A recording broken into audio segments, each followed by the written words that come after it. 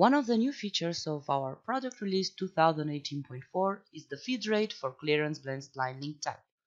With this new option, we can control the feed rate on this certain type of links. Up until now, the UI looked like this, and only this type of feed rate could be controlled from this page. Now, with our new product release 2018.4, if we go to the link page and select clearance blend spline, we can see that in the feed rate page, a new box appears. Here we can control the feed rate on this type of links. We have prepared an example that shows how this new option works.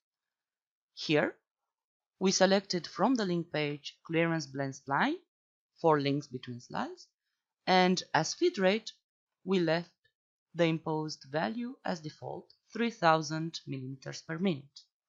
If we calculate the sample and simulate it, it can be noticed that the imposed value is kept.